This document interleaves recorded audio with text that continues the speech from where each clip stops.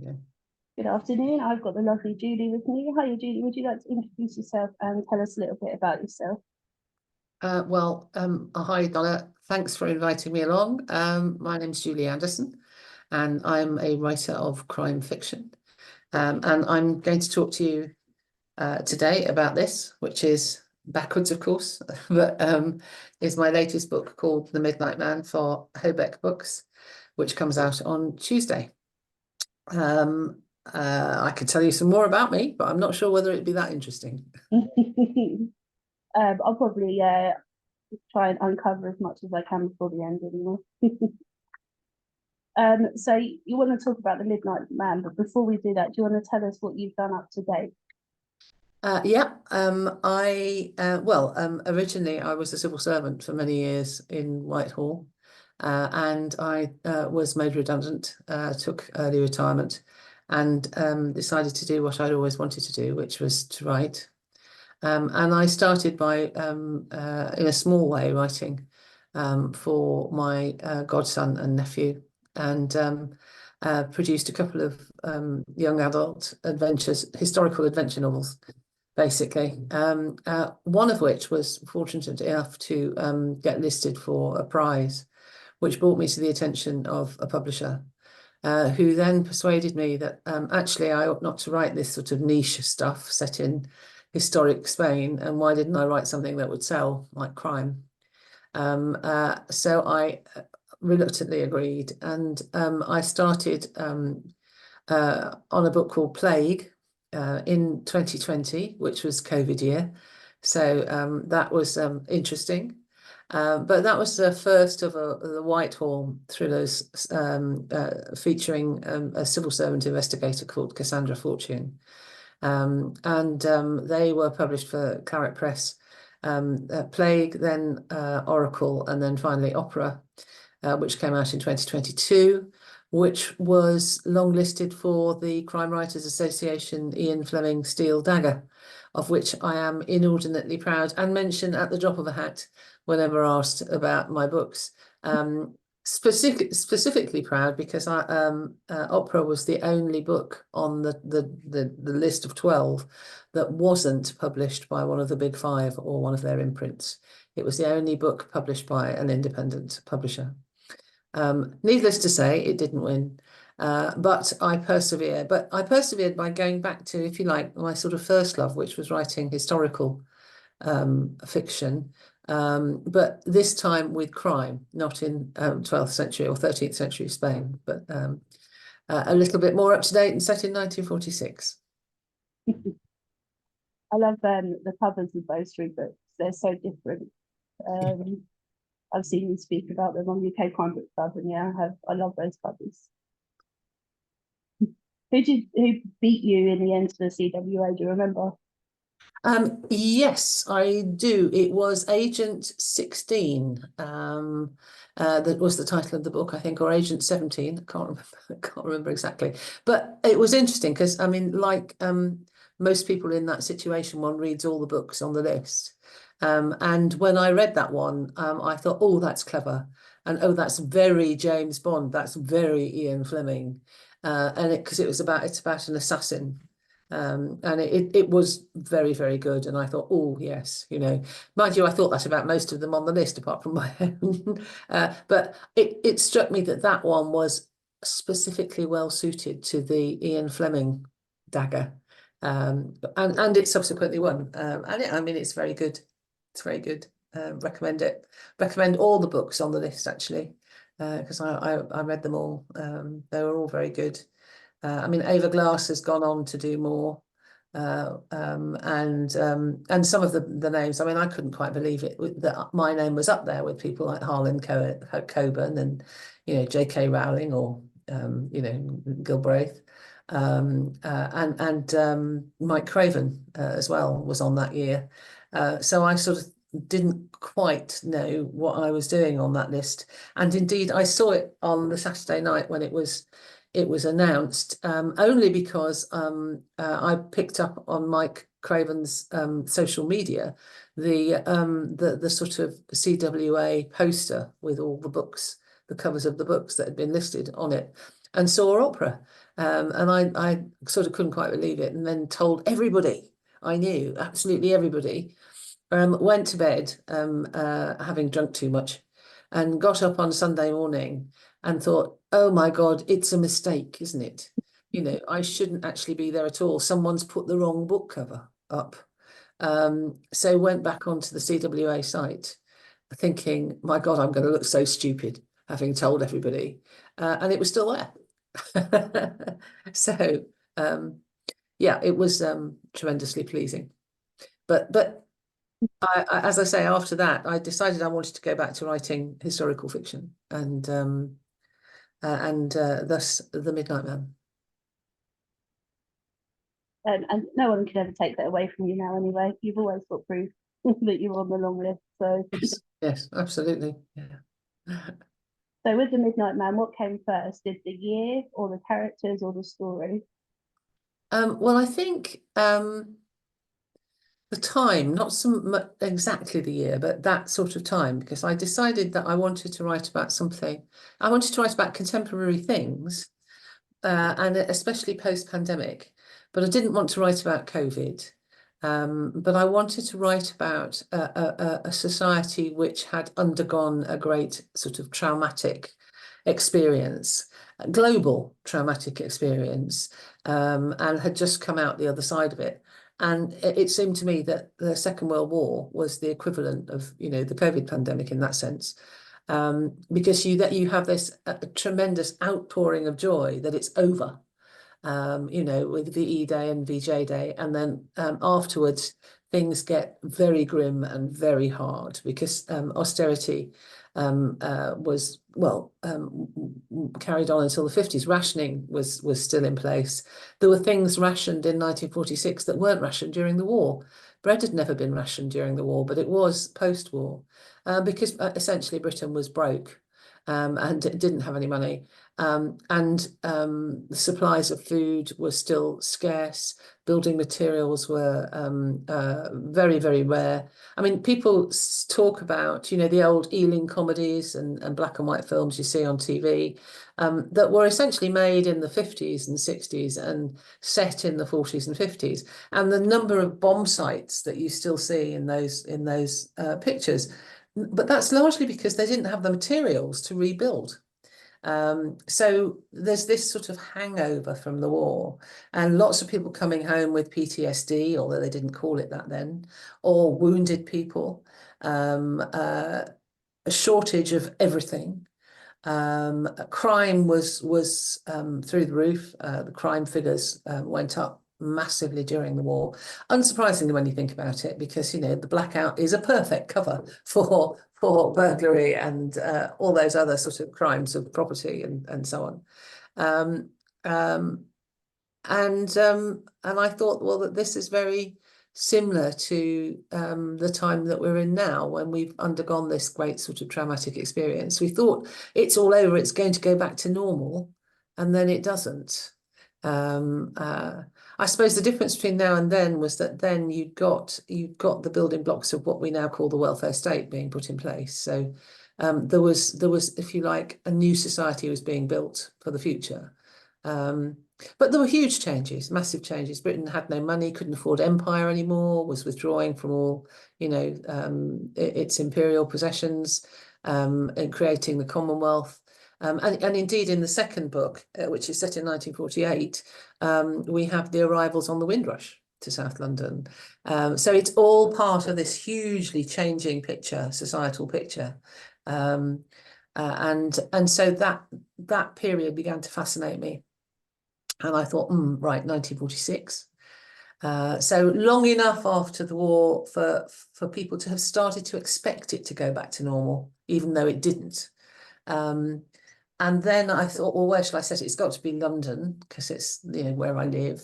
And indeed, Clapham, why not Clapham? That's where I live. And a lot of Clapham now is the same as it was then. The buildings are the same, even though they've been repurposed. I mean, for example, there was the Odeon at the top of Balham Hill, Odeon Cinema, which my characters go to, which is a beautiful Art Deco cinema. And of course, that was a sort of entertainment for the masses then. I mean, people went 2 or 3 times a week because there was no television or anything like that. And that building is still there. It's a wine warehouse, but it's still there. So it was easy, if you like, to use the locations that were on my doorstep. And then I discovered, I mean, what is now an apartment building above a supermarket, I remember as a huge building that was falling down for many, many years. I used to pass it every day on my way to the tube to go to work, which was the South London Hospital for Women and Children, which I'd sort of always known was there, but I'd just seen the derelict bits of it, and then seen it knocked down and rebuilt, and parts of it reused. And I did a little bit of research and discovered what a fascinating place it was, and realised that that was going to be the setting for the book, because it was a hospital that had been founded by women for women, and only women worked there. Oh, So, wow. very unusual, very, very unusual. And it was set up by 2 ladies who were feminists and suffragists, Maud Chadbourne and Eleanor Davis Colley. Eleanor was the first woman admitted to the Royal College of Surgeons. Maud was slightly older. She hailed from Middlesbrough originally, though her family had moved to Kent by that time. When she was the daughter of a Congregationalist minister. And when she told her father that she wanted to be a doctor, he denounced her from his pulpit and said that he would rather his daughter were dead than become a doctor. Now, Eleanor was more fortunate in that her father was a surgeon, so he wanted to encourage her ambitions. But these 2 ladies met when they were working at the new hospital in North London, which is a women's hospital. It's now called the Elizabeth Garrett Anderson, and it's still going. And they decided that, I mean, women wanted to be treated by women, but there were just very few women doctors and surgeons. So they decided they were going to set up a hospital in South London, and they and their friends raised the money, and bought 2 very large houses on Clapham Common South side, opposite the Clapham Common Tube, which subsequently became the South London Hospital for Women and Children. It became the largest women's institute in the world. Not the world, in the country, the women's hospital in the country. And everyone who worked there, by and large, was female. So from the highest surgeon to the lowest porter, they were all women. There were some sort of expert men. So the hospital engineer was a man, and the hospital accountant was a man. So you did have men around the place, but not many of them. And the rest of the population in that hospital were female. They took patients, women, girls, and boys up to the age of 7, and that was it. And so a complete woman only space. And I thought, that's just intriguing, I've got to set my book there. Yeah, So, absolutely. I can see why. yeah. I didn't even know, so I've learned something today, so that's cool. And the research must have been fascinating. I mean, did you know much before you started?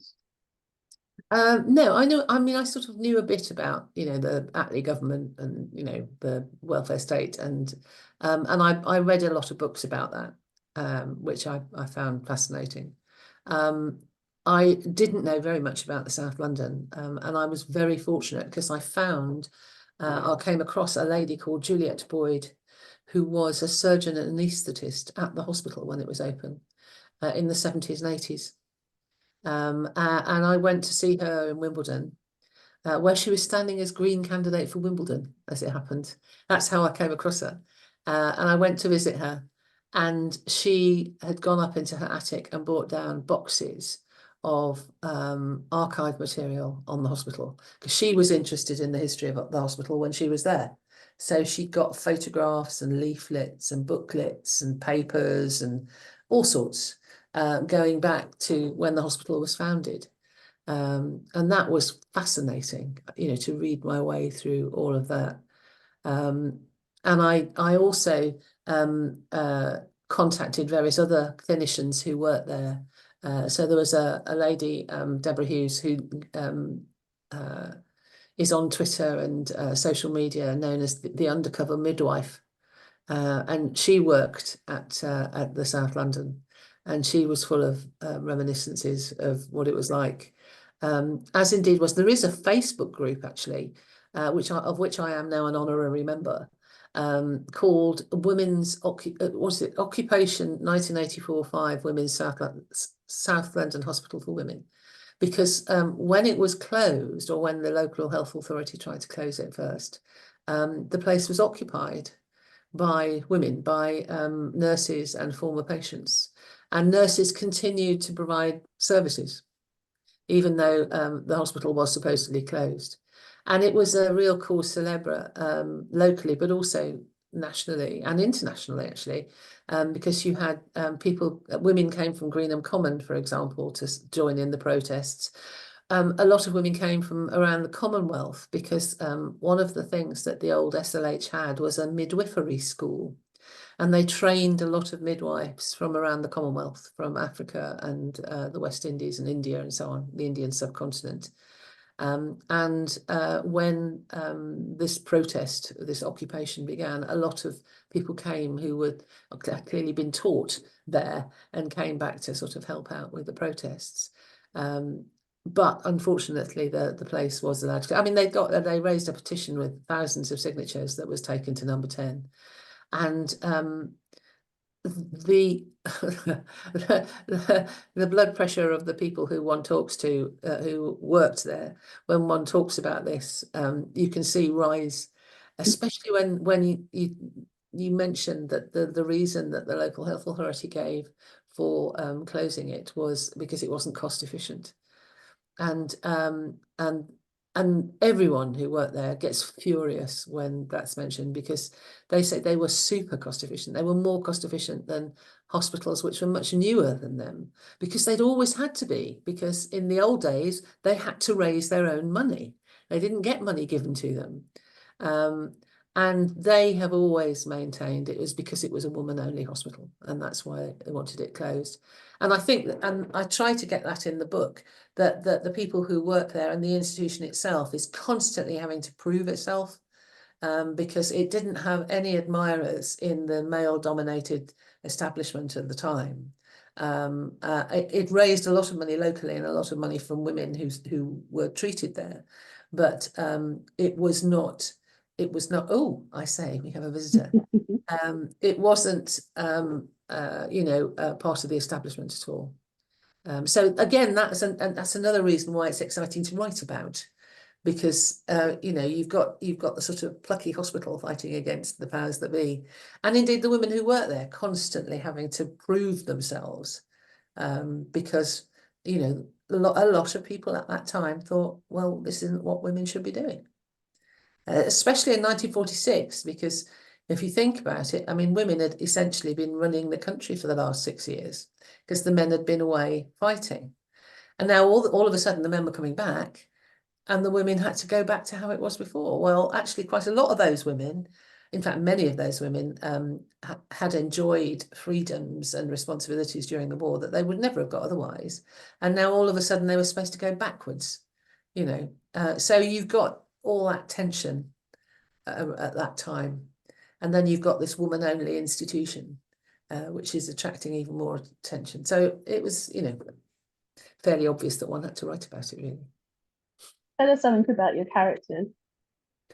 Well, the two main characters are very different. There's Faye Smith, who is the manageress of the canteen, the staff restaurant there.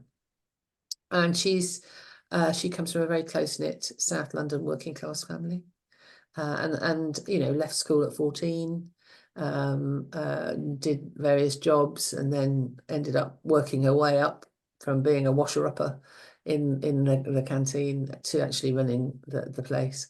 And she's someone whose life has been changed by the war. Because her background, I mean, she was engaged to be married. She was going to go the traditional route, the life that was mapped out for women at that time, until her fiance died at Dunkirk. And so suddenly she was on her own. I mean, okay, her family were there, but But that future had changed. And so she concentrates much more on her job and grows to love it and realizes that actually maybe there are other ways that her life can go rather than just getting married and having children. And then the other protagonist is very different, Eleanor Peverill, who was brought up in the Cathedral Close, Worcester, because her father is dean of the cathedral. Very middle class, very beautiful. That's a sort of running joke in the book that Ellie gets her way all the time because men just can't say no. She's just so lovely, and yet she too has found that the war has upset her life, and she was engaged to be married to a soldier who didn't die, who came back. But for reasons I won't go into here because it'll spoil it for people who haven't read it, her life changes too. So you have these two women who are both sort of at crossroads in their lives, just at the time that society is in this big process of change. Is it going to go back to what it was before? Is it going to move forward? Is it, what's going to happen? And they come together under very unlikely circumstances, and a friendship develops between them, even though they don't expect it. And these are, I mean, the other thing to remember is these are women who've been doing it for themselves for the last 6 years. They've been looking after things, and so when a nurse goes missing from the hospital, they decide that they're going to investigate themselves, and the police don't take it seriously, so they are going to investigate it for themselves, and that's how the crime story starts. Can you tell us, without any spoilers, one of your favourite scenes? Oh, it will be almost impossible to do that, I'd say. And partly because of the locations, because the locations are very unusual, some of them. I like some of the scenes with there's a character called Beryl, who's a Scottish nurse who knows them both and is the sort of third member of the trio, but a little, I mean, we don't hear her voice directly. The novel is told through the voices of either Ellie or Faye, not Beryl, but Beryl is their friend, and she sort of is in a lot of the book, but has this amazingly dry Scottish sense of humour. So I like some of the scenes when she's generally taking the mickey out of all and sundry, and Ellie and Faye sometimes just can't keep a straight face, even when it would be much more politic to do that. So I like those sort of scenes. And well,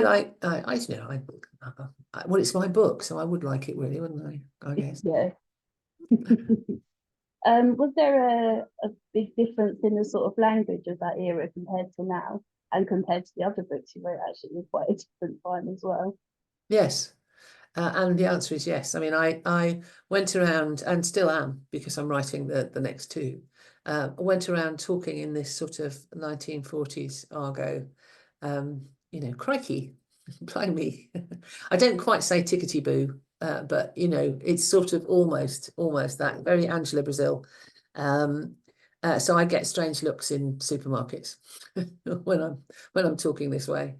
The language is very, very different. And some of it I had to be quite sensitive about, because I mean, clearly the way that people described other people, perhaps people less fortunate than themselves in those days, was quite graphic.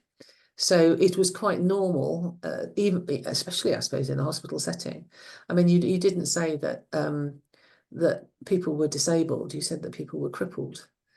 And that people who were mentally challenged were simple, and so on. So I've used some of that language, although I've tried to moderate it, and I've written about it in the afterword and said, obviously the language we use now is much more enlightened and considerate, but it would be wrong to use that language in a book set in 1946.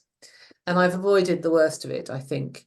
I mean, one of the phrases I do use, because it would have been seen in places like the South London, is the phrase baby boom. Because of course that's exactly what happened post-war. You know, the men came home and, you know, whoops, 9 months to 12 months later, you had the start of the boomer generation, of which I'm one, you know. As it went on till the sort of 50s, that sort of procreation. And the South London would have been a hospital that would have experienced that, because they had 2 gynecological wards, 2 maternity wards. And they would have seen that at first hand, the number of women who were having babies. But I couldn't find written reference to it until I think 1948, and this is set in 1946. But I've taken a liberty and sort of assumed that, well, maybe it was in common parlance before it was written down. So I've included reference to well, in fact, that Faye says to Ellie that there's a baby boom, because there are so many babies being born, because, you know, the men are home and active. Yes. How did you choose your character names? Well, I wanted again, because they're different characters, very different names. So Smith was the obvious one for the working class girl. But I wanted something fairly unusual, not modern, but not particularly 1940s. So not particularly a Mabel or a Gladys, you know, but something that was a little bit different. So I sort of lighted upon Faye quite early on, actually. And then Eleanor Peveril, well, she was always going to be Peveril, because that's the name of someone. I'm from Worcester, so that's the name of someone I know in Worcester. And she became Eleanor. She had several different first names. She was Rowena for a while, and she was something else. I wanted a fairly upper class name, you know, but not one. You know, I didn't want something that was so unusual as to make her stand out. So I lit upon Eleanor, and of course it gets shortened to Ellie. So Faye and Ellie are the 2 protagonists, and Beryl, of course, because Beryl has a definite 1940s name, you know. Yeah, my nan's called Beryl, and she was born in 1938. So yeah. Oh well, that's good. That's good. Yeah, yeah, yeah. But that's how I got the names anyway. Making sure, of course, that I didn't have too much alliteration or make them start with all the same letter, because I've done that in the past. Yeah, that's hard. I think one of my characters in my book changed name about 8 times, just couldn't decide, and then it was too similar, or it was a similar letter, and I settled eventually. But my goodness, this poor woman, her name changed so many times. Yes, yeah, it is. You have to be, you know, quite knowing about, you know, what you call your characters. Yeah, definitely. Mm. Was there anything sort of more difficult when writing this book than you thought of, you know, when you sort of set out? Was there anything that was harder than you expected? I think what shocked me actually is that for an institution like this, which was so, well, almost unique, really, there was no history. There was no history book about it. No biography of the hospital, no biography of either of the founders, even though Eleanor Davis Colley was the first woman to join the Royal College of Surgeons. She doesn't have a biography as far as I can see. So that's what shocked me, that there wasn't a ready resource there. And I had to, I mean, with Juliet's help, I had to sort of scour the internet and things like Lambeth Archives and various NHS archives to find stuff. And Lambeth were great. I mean, the people who were at the archives there came up with the original hospital plans so that I could actually see what it looked like. But I was very surprised, not to say a little bit shocked, to think that an institution which must have, I mean, it must have taken so much effort to set up, such an achievement to create this place and to keep it going for so long, and then for it to be just sort of ended. And it impacted on so many, you know, thousands of lives, you know, women and children, and yet no one's bothered to write about it. Yeah, which that's sad as well, isn't it? You know, such a huge bit. I know it's only like that one page, but still, that's huge. It's a huge bit of history yeah, that, you know, girls and women as well specifically deserve to know, I think. yes. Well, I'm talking to the lady, the editor of the magazine run by the Fawcett Society, and they're interested in writing a piece on it because it is a forgotten hospital in effect, and it's largely forgotten, I think, because it was very anti-establishment. You know, it was for women and girls. If it had been, you know, a general hospital, or if men had been running it, I think it might be a different matter. I don't know that, but you know, I suspect that. So the Fawcett Society are interested in doing something on it. I'm part of the Royal College of Nursing summer programme, and I'll be talking about the hospital and the book, obviously, but you know, but mainly the hospital as part of their programme online and in person. And the UK Association of Nursing History are also interested in it. So I hope in my small way that, you know, I'll try and ensure that the hospital isn't forgotten. Yeah, And it was really interesting when I was talking to the lady from the Royal College of Nursing, the lady who was making the arrangements as to, you know, when I was going to do this, that, or the other. Um, she ended her email, and then she said, "Oh, by the way, I'm related to Maud Chadbourne, one of the founders of the hospital, and she is the great granddaughter of Maud Chadbourne." Um, and I'm going to speak actually tomorrow with this lady, Antonia's father, Peter, who was the son of one of the children adopted by Maud and Eleanor. So he can tell me about them, you know. Perhaps not Eleanor, because I think she died young. He would have been too young to know her, but he certainly got lots of stories apparently about someone he calls Aunt Mary, who was Maud Chadbourne, who was one of the two founders of the hospital. So that will be interesting. And you know, in a small way, I mean, I know it's just a crime book, but you know, the hospital will live on in its pages. You know, it'll be as a setting for a crime story. yeah, yeah, that's awesome. I mean, I must admit, when we finish, I'm gonna message my nan and see if she's heard of it. I think she grew up in Luton, but you know, she might have done. So yeah, I just want to know. Yeah, yeah, Yeah. it's interesting.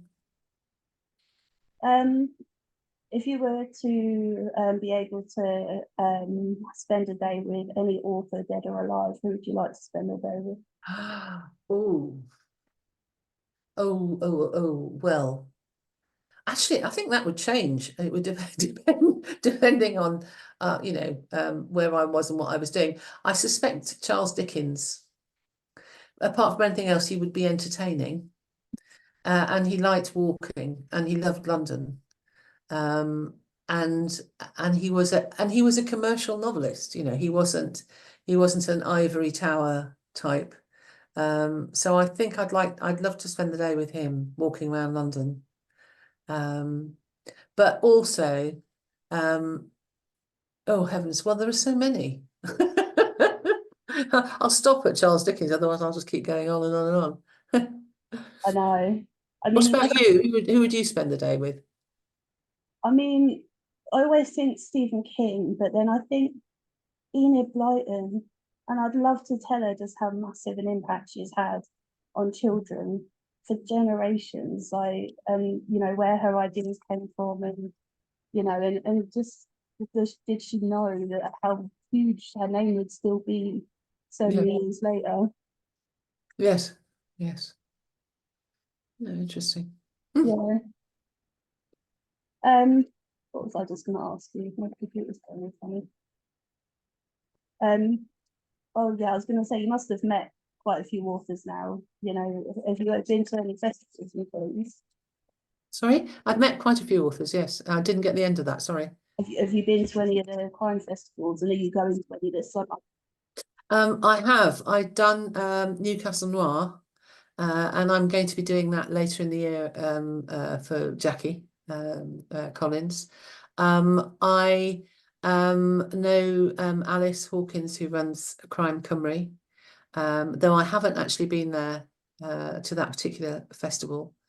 As you know, I was going to come down to Brighton, but that didn't happen. And I go to some. I haven't been to Harrogate yet. I must go to Harrogate at some point. I've not been there. Have you been to the Theakstons? Yes. Is it good? Yes. Oh, good. Well, I haven't been there. I've been to Capital Crime when it was in Battersea Park, which was fun. I run one, of course. I run the Clapham, or help to run the Clapham Book Festival. But that's not specifically crime. We usually have a bit of crime, but not just like one session rather than all day or whatever. And that takes quite a lot of my time as well. So you know, I do get involved with that. But I've been to a few. I'd like to do more, I think. But thus far it's just been 2 or 3 that actually I go back to. You know, I do it more than once. Which must mean that something's working, you know. Yeah, definitely. Yeah. And yeah, Newcastle's lovely, isn't it? And Jackie's just incredible, isn't she? Oh, absolutely, yes, she Yeah, is. yeah. I think I saw you up at Newcastle Noir, didn't I? Yes, I Yeah, did. I've been once. I wasn't able to go last year, and this year I'm like, I really want to. Because is it the 10th or something year? I think so. Yes, it's their 10th anniversary. Yeah, so I'd like to go, but because I just started a new job and I go to all the different festivals, and I'm not sure how much holiday I'll have left by December. So Yeah, yeah, we'll see. But definitely, a lot of people say they don't want to go to Harrogate because they don't get invited onto the panels and things. But it's more than that. You know, everything happens in the beer tent. So it doesn't matter if you're not on the panels because everyone meets in the beer tent and just talks to each other. And it doesn't matter if, you know, you're not with a big publisher, and it doesn't matter if you're not a writer even. You just chat to each other in the beer tent. It's great. right. No, well, I mean, I ought to go because I haven't been. I mean, Harrogate's a lovely town, you Yes, know. it's So beautiful. one had ought to go really. And I'm sure. I mean, whether or not one's on the panel, there'll be plenty of people there I know. So you know, and that's actually one of the really nice things. I've made so many friends through writing crime. Interesting. A friend of mine who was a friend before I became a writer, a lady called Elizabeth Buchan, who is also quite a well-known writer in her own right. I remember her saying to me that crime writers are the nicest people. And oddly enough, people who write children's books are the nastiest, apparently. That's what she said. I think she was probably joking, maybe certainly about the second, but she did say that the crime writers were the nicest people. Mainly, she speculated because they get out their angst all out on the page, so you know it doesn't leak into their lives. And I must admit, I found that you know I've made some amazing friends and you know good colleagues. So Yeah, I find as well that the darker the writer, the nicer the person.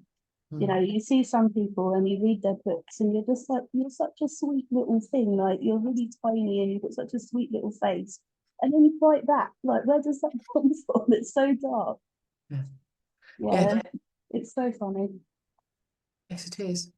Yeah, but yeah, crime writing community is amazing. I love being part of it as well. It's the best thing ever. Yeah.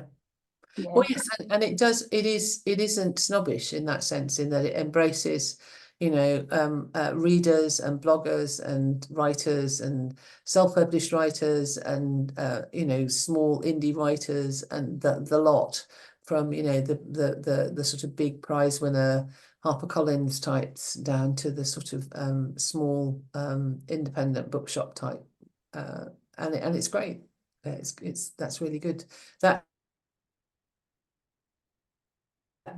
part of what keeps it vital, I think, you know, and vibrant, in that it's not all based around the sort of the publishing industry as such. yeah, It's all about smaller elements, which are good. yeah. Yeah. Let's just I just want to ask you a little bit about how you came to be with Hobeck.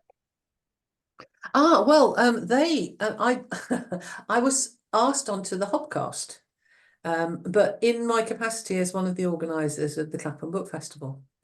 So I was on to talk about the book fest, and obviously give it massive plugs, you know, the people we've got this year and so on and so forth.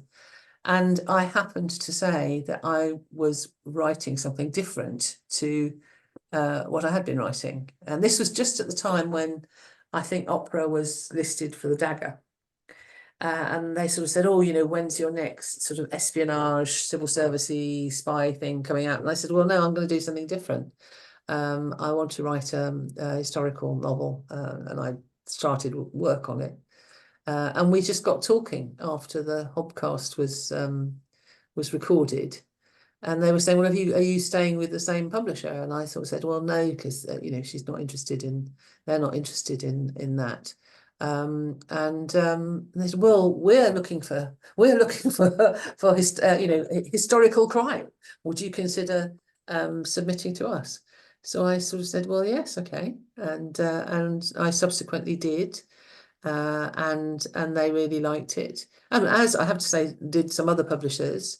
And I decided to go with Hobeck, partly because although they're small, they're expanding. You know, they're getting bigger, and yet they still retain that sort of small company ethos, which is so much nicer than some of the sort of faceless accountancy-driven sort of publishers. So that's how I ended up writing for them. Yeah, and I have to say, actually, as a blogger, Rebecca and I used to do it with them. Obviously, it's always Rebecca when she's sending out requests for blog talks, but you know, usually you just get an email and like, this is the tour, this is the dates. With Rebecca, you're like, she's like, oh, if you've got time, you know, these are the dates, and is there any you prefer? And then you'll reply, and then she'll tell you what she's up to or what her sons are doing. And it's really sweet. It's nice as a blogger as well to kind of have that relationship with them as well. Yes. I'm unique in that. I think she has that with all the bloggers that she emails. So yeah, it is really lovely. They are brilliant. Yes, they are. So yes, and you know, I'm very, very pleased. So pleased so far anyway, and we'll see. It comes out on Tuesday, so we'll see. Well, I don't think I have any more questions for you, unless you think there's anything really obvious that I haven't asked you that you want to tell us about. I don't think so. I think you've asked just about everything, really. Other than to say how much it costs, I suppose, and where it can be got. Yes, hold it up again as well so everyone can see. Okay. That cool cover. Even though it might be, does it come out backwards on screen? No, it's fine. Right. Because in I see the mirror, of course, so I can't see. But yes, this is out on Tuesday, and it's available in bookstores, bookshops, also online, Amazon, Waterstones, if you don't particularly want to engage with Mr. Bessos Emporium, and Hobeck's own website, I mean, if you want to support independent publishers, that's where you ought to buy it from, because you know that sends more of a proportion of the purchase price, the sale price, to them. They don't have to pay for Amazon's or Waterson's cut. So there's this is at £10.99. It's a reasonable size. It's nearly 400 pages, and the ebook is £3.99, and that's available everywhere you would expect it to be available online.